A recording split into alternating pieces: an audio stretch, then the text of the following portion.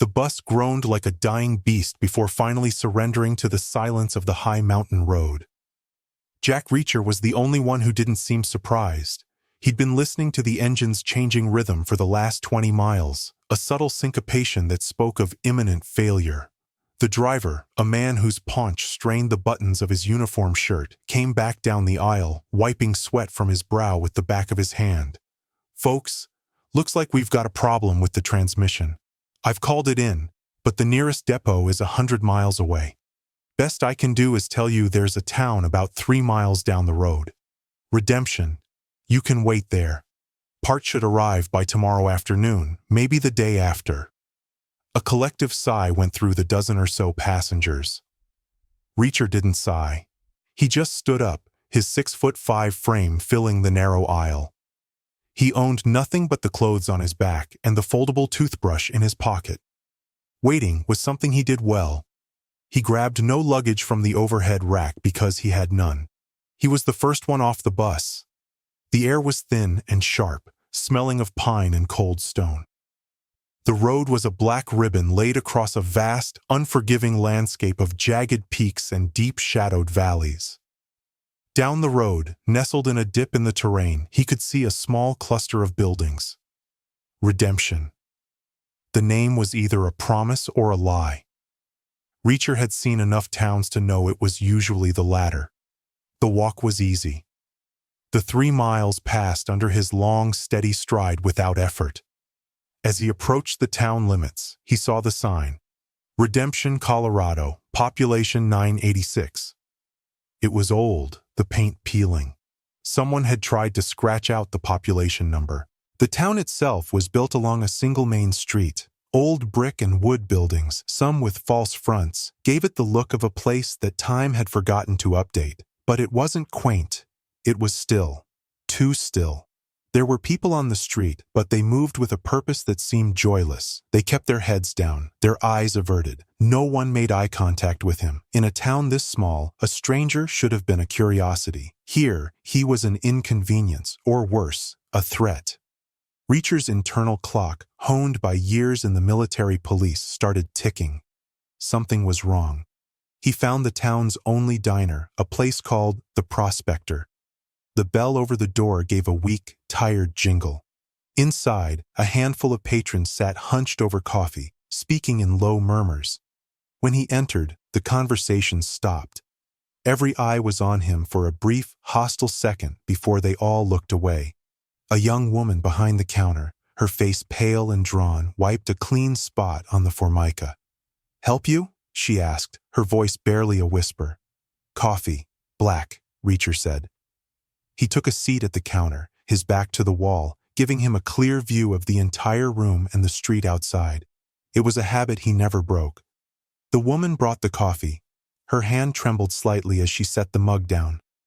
"You from the bus?" she asked. "That's right." "Sheriff will want to see you," she said, not looking at him. "He wants to see everyone who's not from here." "I'll bet he does," Reacher said, taking a sip. The coffee was bitter and weak. He didn't have to wait long. Less than 10 minutes later, a police cruiser, an old Ford Crown Victoria, pulled up outside.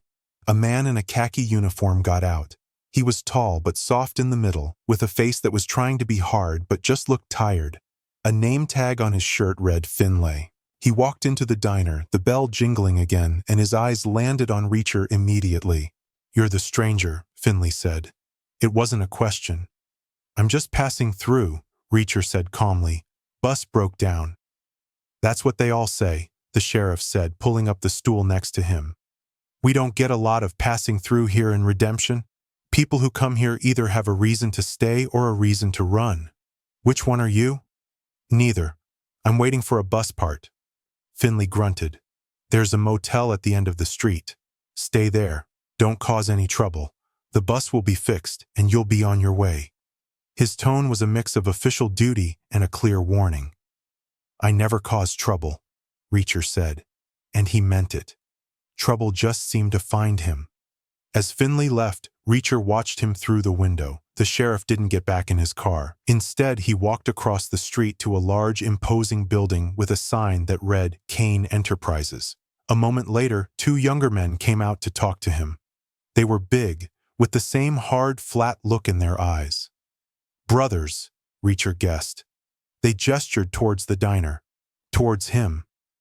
Finley nodded, then got in his car and drove off. The two men stood there, watching the diner, their arms crossed. The Kane brothers, Reacher assumed. They owned the town, and the sheriff was just their delivery boy. Reacher finished his coffee, left a couple of dollars on the counter, and walked out. The two men, the Kanes, didn't move. They just watched him with predatory stillness. Reacher ignored them and walked towards the motel Finley had mentioned. The air of oppression in the town was palpable now. It wasn't just quiet, it was silenced. The motel was as bleak as the rest of the town. The man at the desk took his cash without a word and gave him a key. The room was clean but smelled of disinfectant and despair. Reacher didn't lie down. He stood at the window, partially obscured by the faded curtain, and watched the town. He saw one of the Kane brothers walk up to an old man who was sweeping the sidewalk in front of his store.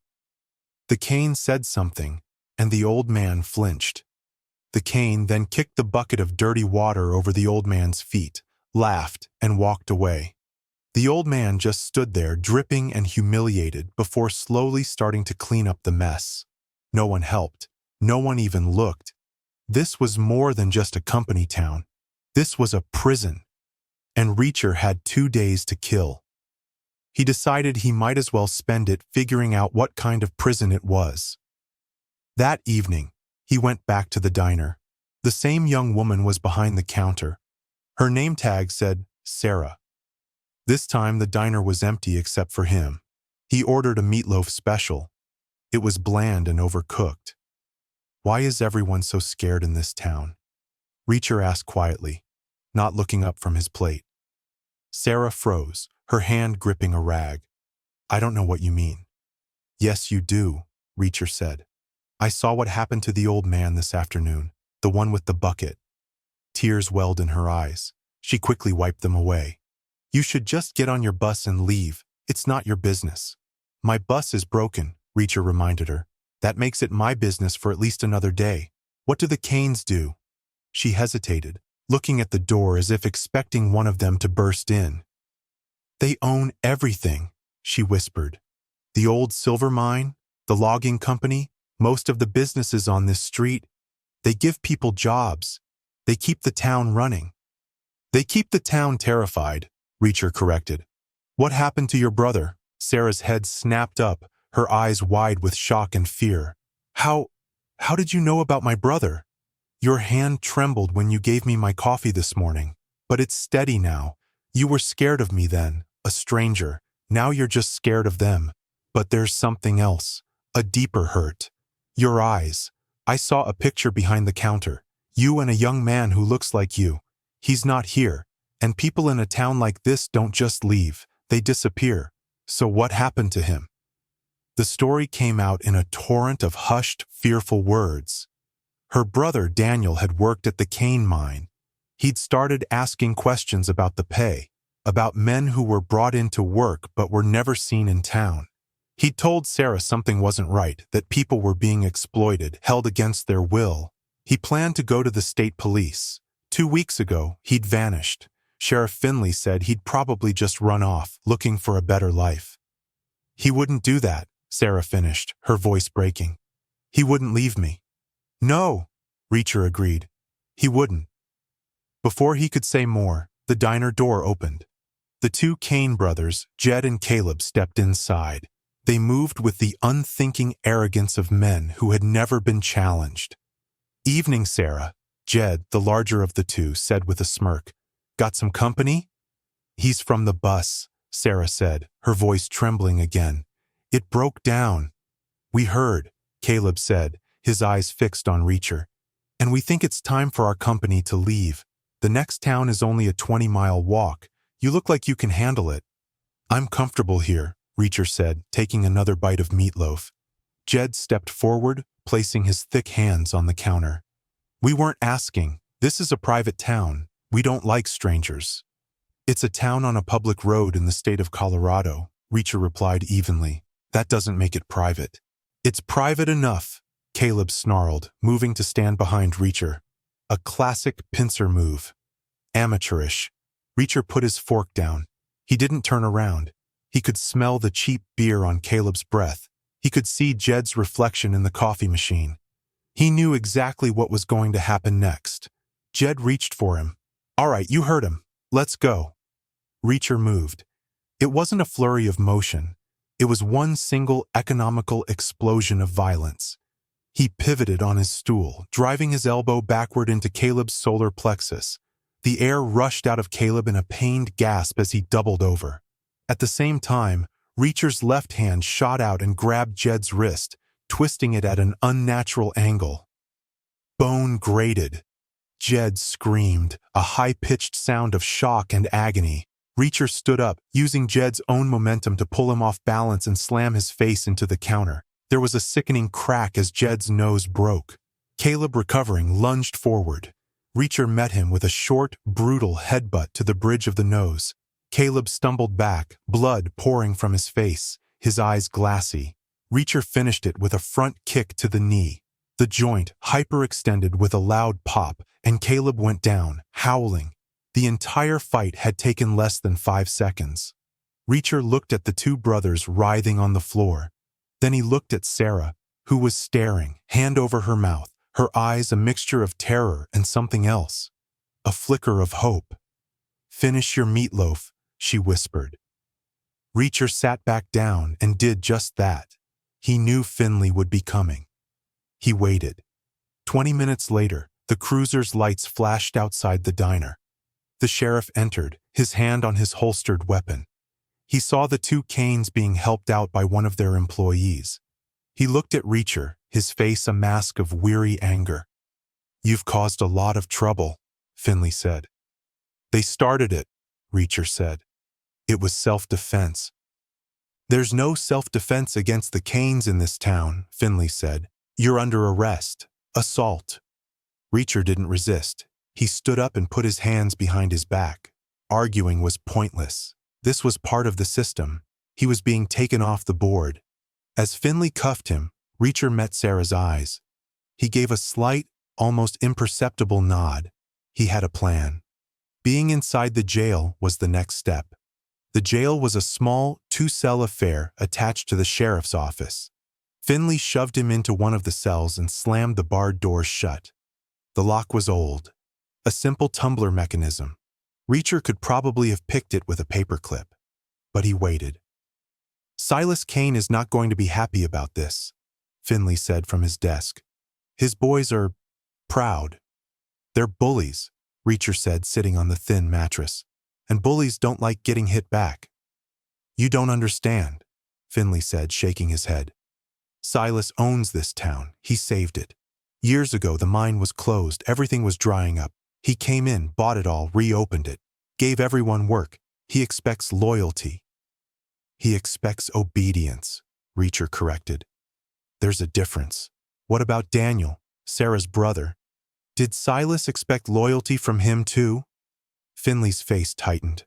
"The boy was a troublemaker, filled his sister's head with nonsense and took off. You don't believe that any more than I do." Finley didn't answer. He just sat at his desk, staring at paperwork under the dim light of a desk lamp. Reacher let the silence stretch. He needed to get to the mine. That was where the answers were. He gave Finley 2 hours to settle in, to fall into the quiet rhythm of the night. Then, when the sheriff was slumped in his chair, half asleep, Reacher went to work. The cufflink on his shirt was cheap metal, but strong. He worked it off, straightened it as best he could, and used it on the handcuffs. It took him 90 seconds. The lock on the cell door was even easier. It clicked open in under a minute. He moved without a sound. He crossed the small office, took the sheriff's car keys from a hook on the wall and a large-scale map of the county from a filing cabinet.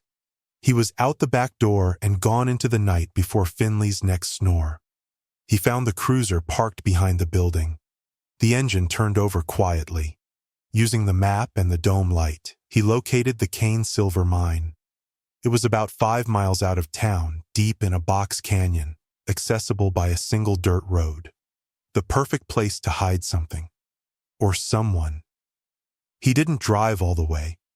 He ditched the car a mile out and went the rest of the way on foot, moving through the trees like a ghost. The mine complex was larger than he expected. A collection of prefabricated buildings, a large processing mill, and the dark maw of the mine entrance itself. It was lit by harsh floodlights and surrounded by a high chain-link fence topped with barbed wire. There were armed guards, not townies playing security. These were hard men, professionals. This wasn't just a small-town bully operation. This was serious.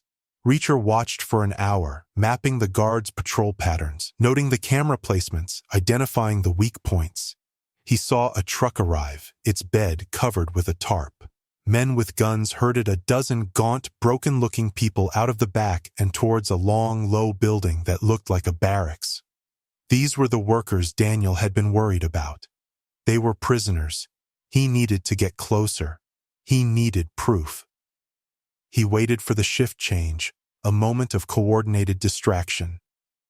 As one guard walked his route, Reacher slipped through a shadow, scaled the fence in a blind spot between two cameras, and dropped silently to the ground inside. He made his way to the barracks first. The windows were barred. Inside, he could hear the low murmur of tired voices speaking different languages. Human trafficking. The Canes were bringing in people with no papers, no connections, and forcing them to work the mine.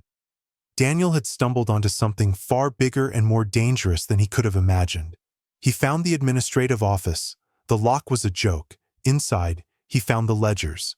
The first set of books was for the public, showing modest profits and payments to the locals. The second set, hidden in a safe under the desk, told the real story: names, dates of arrival, and production numbers that were 10 times what was being reported. It was a multi-million-dollar illegal operation, and in the margins, he saw notations, names with a red line through them. One of them was Daniel's. The date next to it was the day he disappeared. He had what he needed, but getting out was harder than getting in.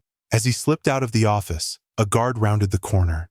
There was no time for stealth. Reacher moved forward, a blur of motion. He broke the guard's arm, disarmed him, and choked him into unconsciousness in a single, fluid sequence. He hid the body and continued his path to the fence.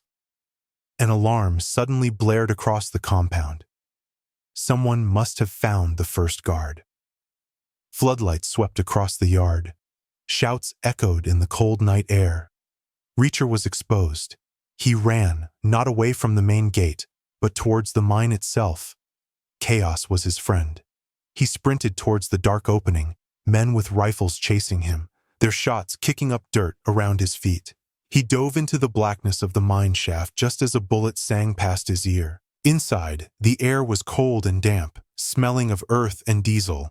A single string of low-wattage bulbs provided a weak, intermittent light. He ran deeper, his eyes adjusting to the gloom. He knew they would follow. He found a side tunnel and slipped inside, pressing himself against the rock wall. A team of 4 guards ran past his position, their flashlights cutting beams through the dark. He had to get back to town. He had to get Sarah and the ledger out. He doubled back, using a different network of tunnels he'd seen on a schematic in the office. He emerged from an old ventilation shaft a quarter-mile away from the main complex. The hunt was still focused on the main entrance. He was clear. He ran the miles back to where he'd left the cruiser. It was gone. Of course. Finley would be awake by now, the whole town on alert. He continued on foot, cutting cross-country, his military training taking over. He reached the edge of town just before dawn. Lights were on everywhere.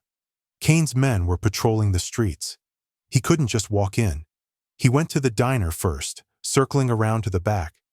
He tapped on the window of the small apartment above it. Sarah's apartment. A light came on. She appeared at the window, her face etched with worry. "Reacher, they're looking for you. They said you assaulted the sheriff and escaped." "Get dressed. We're leaving," he said in a low voice. "Your brother. I found out what happened. He was right. It's worse than you thought." He explained quickly, concisely. The forced labor, the hidden ledgers. Her face went pale, but her eyes hardened. The hope he had seen before was now a cold flame of resolve. "The ledgers are in the mine office," he said. "I saw them. But we can't get to them now. The place is locked down. Our best chance is to get out of here and bring the state police back." "They'll never let us leave," she said. "They have men on the only road out. They're watching the road for a car. We're not taking a car." But before they could move, the front door of the diner burst open downstairs. "Check everywhere." It was Jed Kane's voice, thick with anger and pain from his broken nose. "They're here," Sarah breathed, her hand flying to her mouth. "They must have known you'd come for me. Go to the roof, now," Reacher commanded. He found the fire escape and helped her up. From the flat roof of the diner, they could see the whole town laid out below them. Kane's men were swarming, moving with a coordinated purpose, and standing in the middle of the street, flanked by his two battered sons, was a man Reacher hadn't seen before. He was older, well-dressed, with silver hair and a calm, commanding presence that was far more menacing than his son's brutish physicality. Silas Kane. He looked up, his eyes scanning the rooftops as if he knew exactly where they were. They were trapped. The town was a cage, and Silas Kane held the key. "He won't let us get out alive," Sarah said, her voice shaking. "He knows that if we talk, he loses everything." "Then we don't leave," Reacher said. "We finish it. Here." "How? It's us against the whole town." "Not the whole town," Reacher corrected. "It's us against him. We take him out, the rest will crumble." He looked from the rooftops to the distant silhouette of the mine. The trap had to be sprung, but it would be on his terms. "They have the guns," Sarah whispered. "I have a plan," Reacher said. His plans were always simple. They involved precision, leverage, and violence. "First, we need a distraction." He pointed to the hardware store across the street. "Propane tanks?" Sarah nodded. "In a cage out back." "Perfect." They moved across the rooftops, a dangerous journey of leaping over dark alleys and scrambling over graveled surfaces. They made their way to the back of the hardware store. As he'd hoped, a steel cage held a dozen large propane tanks. The lock was heavy-duty. Reacher found a length of discarded pipe, used it as a lever, and with a grunt of effort, tore the hasp from the wooden frame. He instructed Sarah, "Get to the old clock tower at the end of the street. It has a view of the mine road. When you see me head that way, I need you to do something. It's going to be loud." He opened the valves on two of the tanks and laid them on their sides, pointing them down the alley that led back to the main street. He found some oily rags, stuffed one into the mouth of a bottle of paint thinner from a trash can, and created a makeshift fuse. He was creating a choke point. He made his way back towards the center of town, deliberately making noise, letting himself be seen for a moment before disappearing into the shadows again. The hunt focused on him. Shouts went up. Men started converging on his position. It was the distraction he needed for Sarah to get to the clock tower unnoticed. He led them on a chase through the back alleys of Redemption, always staying one step ahead. They were clumsy, angry. He was methodical. He took out two of Kane's men in a narrow passageway, a silent, brutal takedown that left them unconscious before they hit the ground. Then he ran, openly, straight down the main street towards the mine road. He was the bait. As he cleared the last building, he heard it. A massive concussive boom from the center of town, followed by a whoosh of flame as the propane tanks he'd set up exploded, turning the alley into a blowtorch. Panic erupted behind him. The hunters became the hunted, their attention torn between him and the fire now raging in the heart of their town. Reacher didn't look back. He ran down the dirt road towards the mine. He knew Silas Kane wouldn't be distracted by the fire. Kane would know it was a diversion. He would know Reacher's real target was the mine, the source of his power, and he would be right. As he neared the mine entrance, a pair of headlights pinned him. A heavy pickup truck sped towards him. Silas Kane was behind the wheel, Jed beside him holding a shotgun. Caleb was likely still too injured to be useful. Reacher dove off the road, rolling down a rocky embankment as a shotgun blast tore through the air where he had been. He came up in the darkness, the truck skidding to a halt above him. "You have been a thorn in my side, Mr. Reacher," Silas's voice called out, calm and cold. "You've come to destroy what I've built. This town was dead. I gave it life." "You built a slave camp," Reacher yelled back from the darkness. "Semantics, come out. Let's end this." Reacher circled around in the darkness. He could hear them getting out of the truck, crunching on the gravel. He had to separate them. He picked up a rock the size of his fist and hurled it deep into the trees on the other side of the road. Jed, impulsive as ever, fired the shotgun in that direction. "He's over there! Stay here, you fool!" Silas commanded, but it was too late. Jed had plunged into the trees. Reacher moved. He came up the embankment behind Silas Kane, who was now standing alone by the truck. The older man was fast. He spun, a large hunting knife appearing in his hand. He wasn't a brawler like his sons. He was a killer. They circled each other in the pale moonlight. "You can't win," Silas said. "Even if you kill me, this place is mine." "Nothing belongs to you anymore," Reacher said. Silas lunged. Reacher sidestepped, the knife slicing the air. Reacher didn't have a weapon, so he used the environment. He kicked gravel into Silas's face. The older man flinched, and in that split second, Reacher closed the distance. He blocked the knife hand, delivered 2 powerful blows to the ribs, and then a crippling strike to the elbow of the knife arm. Silas cried out as the arm went limp, the knife clattering on the ground. Reacher finished it with a sharp, precise blow to the temple. Silas Kane crumpled to the dirt, unconscious but alive. Justice, not murder. A shotgun blast echoed from the woods.